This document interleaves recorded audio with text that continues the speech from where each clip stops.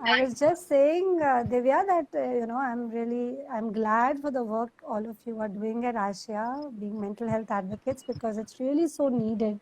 Because in my 22 years of journey as a therapist, the whole world, the mental health scene has changed it's completely changed. And I think that's thanks to also people who've been talking about it and spreading awareness and also admitting that they are seeing therapists, and it's so needed at the moment.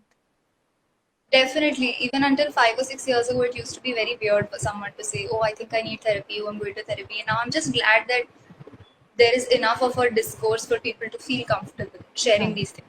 It's right, okay. And right. authors like you and activists, writers like you are playing a very huge part in that as well. So No, I'm glad I can be part of this movement and also see the change that's come up. So I'm just glad for the change that's come up. yeah, and I think, ma'am, you must have a much clearer view of that change, having been in the industry for like over 2 decades. Absolutely. Absolutely. I So mean, that must be very encouraging. starting from a place where people wouldn't even know why they would be referred to a therapist, to a place where people call you up and say, I need therapy. This is what I'm going through. I need help. I mean, it's heartening to see how much more openness there is in the system at the moment. Of course, we have a long way to go, but even what is there is great to see. Absolutely, I fully agree. So, ma'am, I started asking you the most Sure. simple question. So, what is mindfulness? Okay, in a very simple way, it has been explained that mindfulness is about being present to life. But I feel this is such a, uh, it's an oversimplification.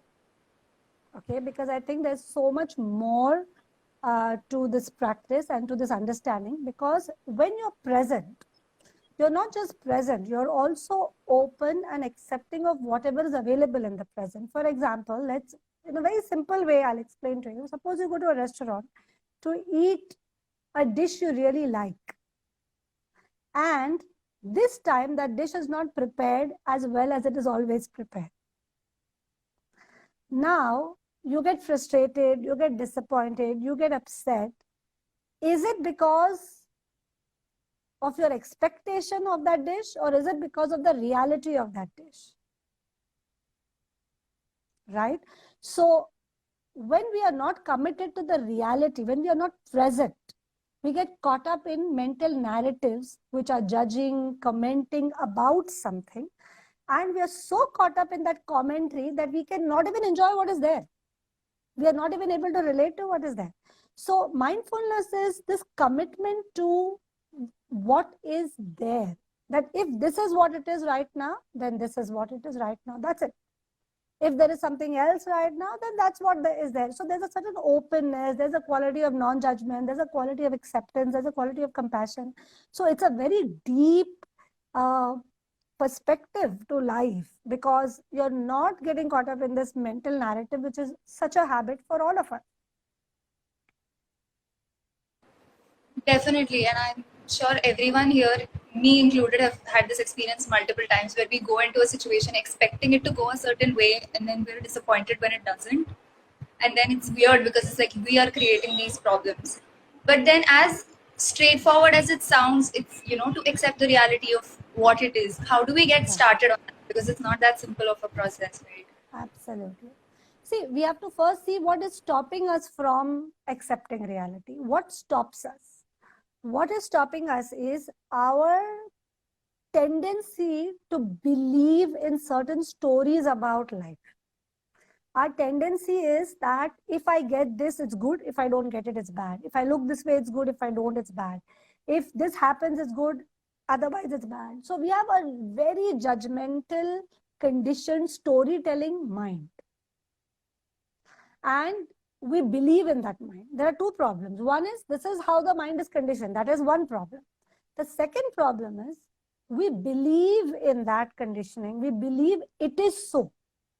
So at the very first level, we'll have to realize our mind tells stories, but stories are not the truth. So I am making an intention, a decision to commit to the truth, to commit to what is happening right now. So in a very simple way, it means I come back to this moment. I recognize I'm sitting on this chair. This is how the chair feels. This is what I'm listening to. These are how the sounds feel. This is what I'm speaking. This is how that feels. This is how Divya nods at me. This is how it looks. So I am completely here and making a decision fully to be here with no moving off. I'm not looking at Divya and thinking, oh, maybe she can ask this, maybe she should ask that. This is what it is. I am continuously remaking a commitment to what is. As I do this, then my tendency to believe in my conditioned narrative reduces. And with time, as it reduces, I become present, committed to reality, and more open and accepting to life. That actually makes a lot of sense because it simplifies a lot of these very complicated situations we get ourselves into, and then it's a mess trying to get out of it. But this makes a lot of sense. So, I mean, the main topic of this conversation is how we can integrate it into integrate mindfulness into our lives when we're so busy all the time. Everyone has like at least 10 things going on at the same time. People are busier than ever.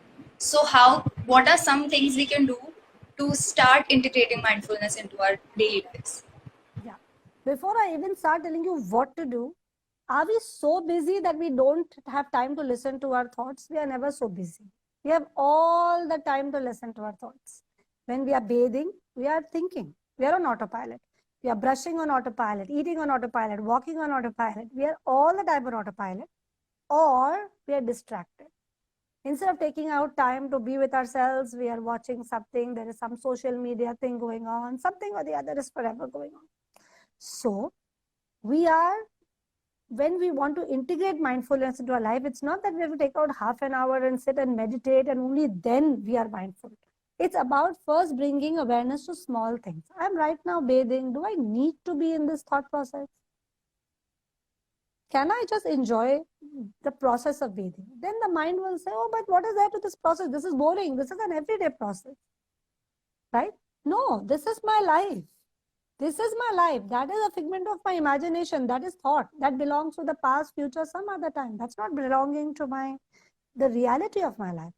So what is happening is, because I'm caught up in this past and future entanglement, I'm missing out on my life. I'm missing out on the rest that's available to me right now.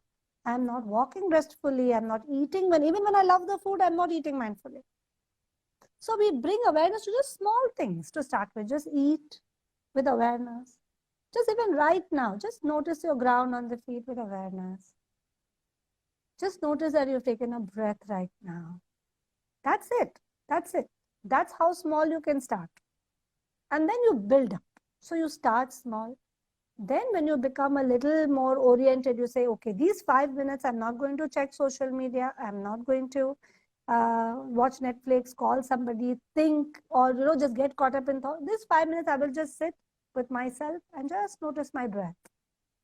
I could do it lying down. Then when the conviction grows, okay, then I can start with small meditations, 5-10 minutes even. But it's not like you have to start with a big bang. You can start really small and you can build up as you start realizing the benefits of it. So, ma'am, I noticed you said that it's not necessarily a meditation for a long period of time. So, mindfulness and meditation, are they similar things, or are they like, do they intersect somewhere? Yeah. How does meditation and mindfulness fit? Right. That's a very good question and a very important question, I think. Mindfulness is paying attention to right now. When you really quieten down, turn inward and pay attention to what is happening inside you, that's meditation. So meditation is nothing but mindfully paying attention to what is happening in the moment. So when your anchor is your breath, then you're paying attention to the breath. You've turned your mindfulness towards your breath. The object of your meditation is your breath. When you're paying attention to the sounds, the object of your meditation is mindfulness of sounds. You've turned your attention. So mindfulness is a quality of becoming present and of turning your attention to whatever you choose to turn your attention to, rather than letting it be hijacked automatically. without your decision, which is how our attention mostly functions. It's only hijacked most of the time, right? So mindfulness is the quality of bringing our attention into the present and turning it to the object we want. And when we sit with one object for a while and focus on it, then that is meditation. And that object could be sound, breath, it could even be thoughts. It could be an analytical meditation. It could be anything. There are various things that people kind of choose to focus and create concentration on. Okay, I understood a little bit of that, I think. For the most part, I got what the concept is. So if I decide that I want to start practicing mindfulness, if say I decide I want to take out 5 minutes from my day to do this, so I just sit, and is this the kind of thing where you're like, okay, 5 things you can hear, 5 things you can see, touch, smell, feel? That's not required. 5 is sometimes too much, and that is just sometimes suggested when people are panicking or they're in too much anxiety, then it's suggested. Otherwise, no. What I would say is very, very simply, just do a few things. See that you're sitting, if you're sitting on the ground or sitting on a cushion, just feel the cushion underneath the seat of your body. Or even as you're sitting on the sitting on a chair, feel the feet on the ground. See that your back is rested, straight but rested, not in a very crooked position. And then simply start noticing your breath. Every in-breath and every out-breath for 5 minutes. You can start with a guided meditation. Actually, on YouTube, we have Inner Space Therapy has loads of videos, lots of free guided meditations, lots of playlists. So you can just pick up a small one and just start. All the instructions are there. But it's important, I feel, to get those 5 minutes out, because then your nervous system it has a way to reset. It's just caught up. It's like, on a highway, and then you've given it a small speed breaker at least. So there's some reset that's coming into your system. Right. That makes a lot of sense. Ma'am, so what has your personal experience with mindfulness been like? Where did you find out about it? When did you start practicing it so much? And at what point did it just become a lifestyle? Yeah. I started it around, my practice is around maybe 2007, 8. So about 15 years ago, I started. I just incidentally I was curious, I went to a meditation workshop, and something just kind of clicked, because I said, and especially because I'm a therapist, I realized, we're doing so much work. And today, at least, mindfulness is there in the textbooks. When we passed out mindfulness, the word mindfulness was new. Meditation was nowhere in the textbooks. Nobody spoke about it.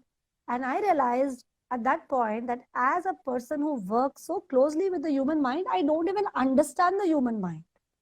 Like, for example, even though you studied so much, for example, when somebody says, I know I should not be smoking, it's bad for my health, but I just can't help it. As therapists, all the energy is to convince the person how to leave it. But the conviction is not the person's problem. The person's problem is the person is convinced. What is happening? That is the person's problem. Why is this person just unable to come back from, what is this attachment? How does it manifest? What is it on the subtle level? And then when you go inside, you realize that it's a bodily manifestation. It's a manifestation of pattern. It's a manifestation of so many things. It's a manifestation of defenses. And, as therapists, to be able to go within and really look at the whole thing, it's also a nervous system dysregulation. It's also a wiring in the nervous system that has become of a certain way. So when you have to help somebody like this, you can't just keep convincing them that, it's not good for you. That's not helping. You have to help this person rewire their nervous system. And you can do that only when you know how to help somebody reset their nervous system. And that you can do if you know how to be mindful, go within, meditate. And meditation and mindfulness does reset the nervous system. Plus, I do some somatic psychotherapy, which is also very connected to mindfulness and reorienting to the body. So for me, I felt a big piece came into place, and it made complete sense. It kind of, the picture became very, very clear to me. And I realized what really needed to be done to help people, to help myself, my friends, whoever. And so slowly, this became a part of my life, part of my therapy. And then now we have groups, and for years now, these groups have been going on. And you know how it is with therapy, you're telling the same thing to so many people, then you tell people, come, let's get together and do this. And then it grows, and just so that's how it's been. The journey has been. It's actually really nice. Ma'am, you mentioned somatic psychotherapy. Could you explain a little bit about what that is? Yeah. Somatic psychotherapy is a branch. It's again new. It's a branch of psychotherapy that understands that the mind is not just in thoughts, it's also in the body. The mind manifests, it's not a mind and a body. It's not physical and mental health. It's a mind-body complex. It's every thought affects your body, and everything that you do with your body affects your mental health. So it's extremely, connected. And when you're working with difficult emotions, emotional overwhelm, trauma, past attachment patterns, addictions, name it. I mean, everything that we work with in therapy, there is so much of a bodily element involved, a subtle nervous system dysregulation involved. So what is happening is that, for example, when someone is angry, the nervous system is dysregulated. If you can help them through movement, through touch, through support, through various ways to regulate the nervous system, they are able to hold their anger in a better space. And then the anger doesn't inform their decisions. The decisions become more rational. And that's how you affect behavior instead of just convincing them to kind of, not be angry, to see the valid side of reason or whatever it does. Right. I found that a lot of the time, me or any of my friends who have anxiety, and when we're talking about these things, that's one of the first things they say, where they're like, I didn't know what was going on, but then I just said something because I was so anxious, and it wasn't even related to the situation, to that particular situation, but it just came out of nowhere, and then the whole thing just tanks from there. So I think Absolutely. this is a good way to start controlling that. Yeah, instead of even controlling it, start watching. Yeah. Even controlling, even shutting down emotions is actually rejecting the present moment. You say, I don't want to be angry, I don't want to be jealous, I don't want to be anxious. It's not like that. Anxiety is there, jealousy is there, anger is there. Do I have a healthier way to relate to this? Can I say, this is there right now, this is my present right now, I'm not going to create negativity and rejection here. Can I just be with this in a more loving, in a more spacious way? So how to do that is the training. That's the core training of mindfulness, meditation, somatic work. This is the core training. How to be with yourself and relate to yourself despite your pattern, despite your difficult emotions, despite the past and the trauma and whatever, in a way that at least at the moment is loving. You're not further rejecting yourself by rejecting your emotions. That's not helpful. So we let whatever is happening, whatever we are feeling, we let it happen without letting it inform the decisions we are making, right? Yeah, yeah. But we cannot do this. We have to practice this. We Yeah. cannot, yeah, this is the whole thing. Like we cannot, this knowledge will not change our ways. Only Yeah. because we know how to sit with ourselves, will we learn to sit with ourselves when we are angry, when we are anxious, when we are upset, only because we have this practice. So the practice element is very important because we are rewiring our nervous system, which is already wired in a particular way. It's already used to reacting in a particular way. Right. There's a lot of language correction here. The things we're used to saying, I know, I controlling it, know, doing it. I I didn't know. even realize I said it like Yes, that. yes, yes.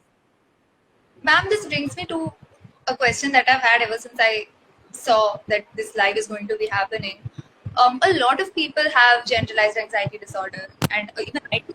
And a lot of the time, the main problem is the fact that we don't know the difference between a gut feeling, like where we think, oh, actually something's wrong, or between just plain anxiety, where it's like we're creating a problem where there isn't one.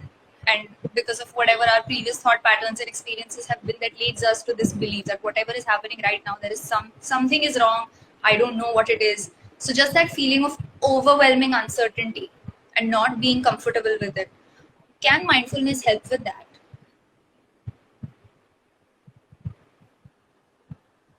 Ma'am, I can suddenly. Sorry, can you hear me Yeah, now? yeah. Is it Yeah, okay yeah. now? Okay, great. No, mindfulness actually is nothing but a recognition, a deeper recognition of what your body is saying, what your mind is saying, what your system is saying. The more you recognize what is going on, the more you're aware of what is going on, the more your ability to discern when it's a gut feeling, when it is created. Because right now, it's all in the head, and it's all entangled, and the body is going on reacting because the nervous system is, completely dysregulated. So at this point, trying to make sense doesn't help. At this point, you have to try to settle the nervous system first. Then the rational brain starts to work. Then you can make sense, because the rational brain shuts down when you're in the intense emotion. You can't think rationally. At that time, trying to make somebody think rationally makes no sense in the middle of an emotion. So, but what you can help people do and what you can help yourself do is learn how to regulate, learn how to settle down. And it is a learning, and it takes years. I mean, there are no quick fixes here. I'm never going to say this is a cure all and this is a quick fix and you meditate for a month and you're going to be fine. That's not what I'm going to say. But if you learn this perspective of thinking, if you orient to this way of practicing and taking it in, it can be life changing. It can be life altering for sure. But because your body is also learning with you, it's like that. It's not just knowledge, it's also a subtle bodily learning that's happening. Right, right. So, ma'am, you said that after you attended something and you found out about mindfulness, something just clicked and it changed things a lot for you. When you became an advocate for it and you learned more about it and are Right. now actively teaching people. Uh, have you seen that kind of change in others where they started somewhere practicing mindfulness and a few months, years, whatever later, that change was actually visible in their energy, in the way they handled situations? Have you seen that happen with people? Absolutely. I've seen it happen with my clients. I've seen it happen with friends who've been practicing with me. I've seen it happen with my colleagues in my team, with people who've been, around for a while and have attended sessions. And I have some of my team members who almost attend every session. And sometimes I wonder, like, you've been through this workshop like 6 times. Why are you still attending? 7th time they're still attending, 8th time they're still attending, because every time something new is going in and some learning is happening. So it's a process. But when people are committed to this process, I see massive, massive shifts. Not just shifts, massive shifts.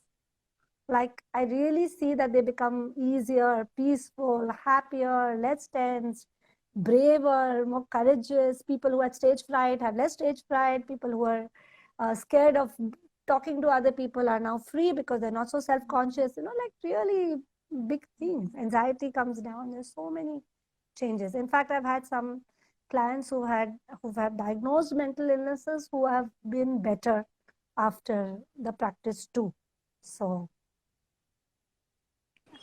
Which is really encouraging to hear, because starting something like this already seems very daunting, because like you said, it's not a quick fix. It's not like I decide that for 1 week I'll meditate and then now my life will change. So right. it just helps to know that there have been people that have crossed that point and have actually benefited from it. So it's encouraging for, I have never tried meditation or mindfulness of any sort. I just could never really sit and focus. I'm a very distracted person. But now I feel like this is giving me motivation to try. I'm To very know that glad to hear that. yeah, I think it just helps with anything. It's like that when like people were, like I said, 5 6 years ago, very scared about going to therapy, but then as more of their peers started to go to therapy, whoever was comfortable with it, and then seeing their experience, seeing how much it's helping them, it's after that that more and more people began to accept that, oh, this is something I can do, I can do this, it's achievable, it's not just some Absolutely. realistic abstract idea. Absolutely. And I also feel, Divya, that you can start small. It doesn't have to be daunting. You don't have to change everything. You don't even have to be attached to the results of the fact that, oh, if I do this, my anxiety will go. It's simply a commitment to living your life honestly, committed to what is really happening, with some acceptance, with some perspective, and with a genuine desire that I can live my life peacefully. That's all I want. I want to live with more peace. I don't want to live in such a frustrated, chaotic manner. And that's how most of us are living, very dysregulated, very chaotic in our minds and our bodies. This is not how we want to live. It's a commitment to saying, this is not how I want to live my life. That's all. That's all it's taking. And then 5 minutes is all you need to start. And then your own conviction takes you forward. But be a part of workshops, be a part of communities where people are meditating, are mindful, listen to them, talk to them. You need that atmosphere to let this grow in you. Alone, it's not an easy journey too. While it's your journey, it's always nice to have. Ma'am, you mentioned something about your workshops and the community you have. Right. Could you tell us a little bit about that? Because for anyone who's starting out, I think that would just be a great option to start. Right. So we have several programs. See, at the very outset, if you want to join just free of cost, there is a wisdom circle that happens every month or so where the community gets together. We discuss a topic. We discuss how mindfulness applies. We meditate a little. Then there are 8-week workshops that happen, which is once a week people get together, learn a concept, practice it for that week, come back next week, learn the concept, practice it for that week. So we go on like that for about 8 weeks. And that course actually has really helped a lot of people because it's quite even though it's just once a week that we meet, but the practice through the week. So for 8 weeks when people are practicing, it creates a lot of shift. So people can join that. So a simple way to do it would be to go to the website, innerspacetherapy.in, and sign up. Then you start getting everything in your inbox and you know what's going on and you can begin your practice. Also, we have a lot of free resources on the YouTube channel. There's a free ebook I have written about the practice. So anybody who's curious can just start with just the free resources also. The interest is that to whatever capacity you're willing and your time permits, there is a possibility of becoming that much mindful. That's a possibility. That was actually going to be my next question about your book. Tell us a little bit about what inspired it, what it contains, how it can help us. Yeah, thanks. Thanks for asking that, Divya. This book is actually written for teens upwards, I would say. Teens to adults, because all the concepts we are discussing is in this book, okay? But it's written in a very simple language. It's written in a language that even a 14-year-old can understand. Because I feel that right from that age, we start developing a lot of complications related to ourselves. We've had a past. Before that, it's very difficult to understand. But right from that age, there's an opportunity that we can shift certain things in our perspective. So this book is called You Are Simply Perfect. And in a world where everybody is telling us that we are quite imperfect, the intention is to say whatever we are is good enough. And it has several sections. Each one is making friends with yourself, making friends with your mind, making friends with your body, making friends with your emotions. So each section deals with how to work with emotions, how to work with body, how to understand the body, how to understand the mind, what is really going on, how to shift perspective, how to become mindful. And then finally, there's a last section which has several chapters about how to deal with anxiety, anger, addiction, bullying, all kinds of jealousy, boredom, things teens, but also I think we as adults face, everybody faces these things. So how to deal with all of this. So those chapters use information from the previous chapters and then tell you how to apply those practices to specific situations like anxiety, anger, and so on. I think that's fantastic, genuinely, especially in this time where information is very easily available on whatever mental health illnesses or any concepts that we want to look up. But a lot of these pages use a lot of jargon, which again makes the whole thing very intimidating. There is a lack of resources that communicate these things very simply. Because, like what we know now, if we knew at 13, 14, 15, we would probably have made different decisions. So I think it's amazing that we're trying to break that cycle. And that's the reason I wrote that book, because I felt I wish somebody told me this at 13. Yeah, I wish somebody exactly. told me this when I was 14, because I've spent so many years of my life doing exactly the opposite, thinking exactly the opposite. It's taken time to understand that that was just, unnecessarily unsettling, which is Right. not required. So that was the intention. Exactly. I'm very excited to read it now. I don't Please read usually it. read It this will be lovely if self-help you do. stuff, but this actually sounds really good, very practical and doable, which is like I think the most important thing. And that's also a good way to actually start your practice, because it's so simply written that you can just start your practice like a child can start their practice at that point. If a 14-year-old can start, of course a 20, 25, 30-year-old can start. It's that simple. So that's the intention of the book. Ma'am, why free? I mean, I think it's great that the book is This free, book is but not does free. it This book is not limited for free. recent? Ah, okay, This then is okay. not free. This is a book published by Penguin Puffin Books, and it's in Amazon available, called You Are Simply Perfect. The free ebook is for people who just want to know what is mindfulness. It's called First Few Steps to Mindfulness. And that's a Okay. very short ebook just to understand what is mindfulness. But this is a I, properly published book, 250-page book. yeah, that's what I was really confused. I was like, why? That Yeah. doesn't make Yeah, sense. this is not Okay, free. I got it now. So, ma'am, you founded Inner Space Therapy, right? That's right. So, when, how, why, what was the inspiration behind it? I also don't know. What happened is, at one point, my private practice was just overflowing with clients. With too many clients, I couldn't handle. So I thought, okay, we'll just get some more people, on board, some good people who will help, and, we can share clients. And that's how Inner Space started. It started in 2010, and it's been going on ever since. And we have therapists, but then we also started mindfulness workshops. We've also been doing some work for organizations. We've been training nonprofits in mindfulness to help support their communities. So now it's really kind of spread into many areas. But yeah, that's how it started. And what was the rationale behind the name Inner Space?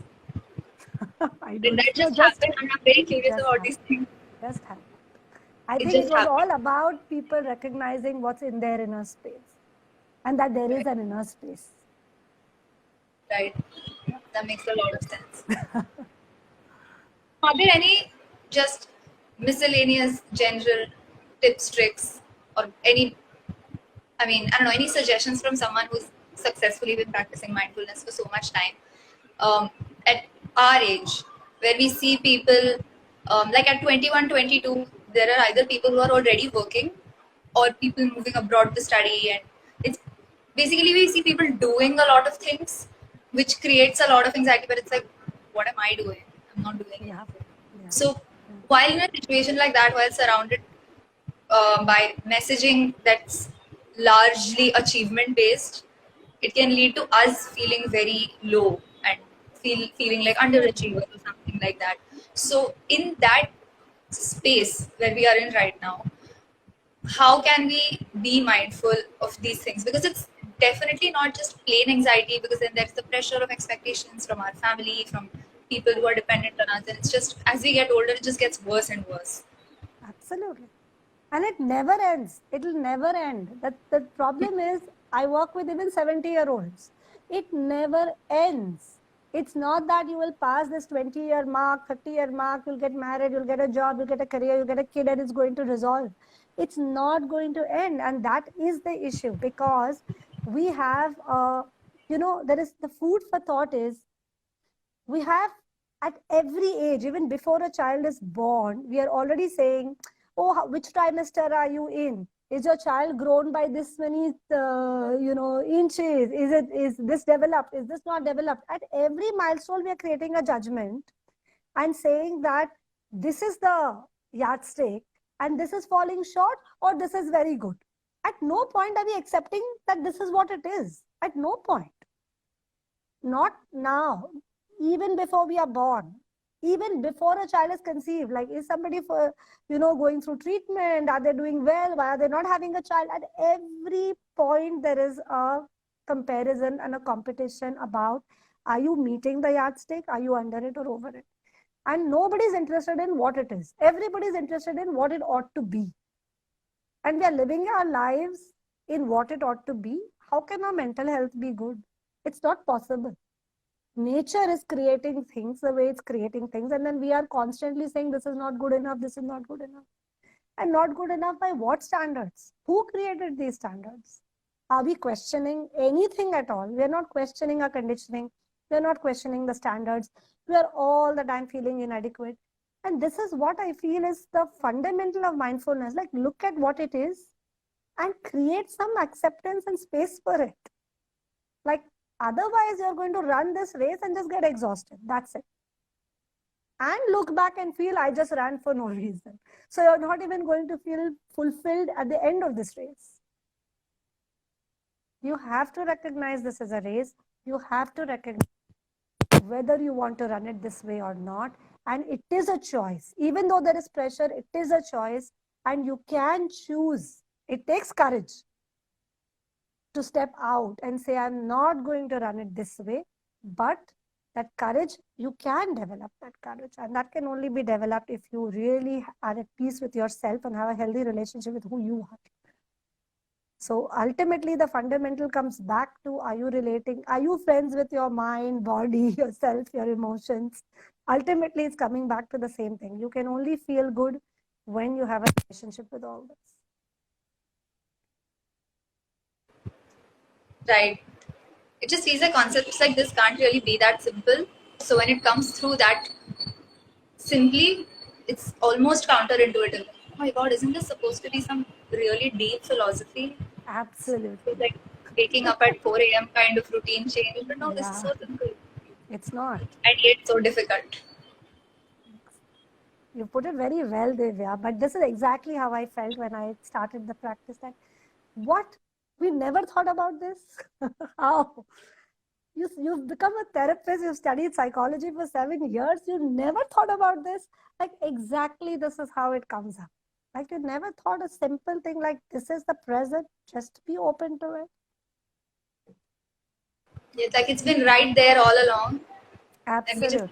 never understood that it was.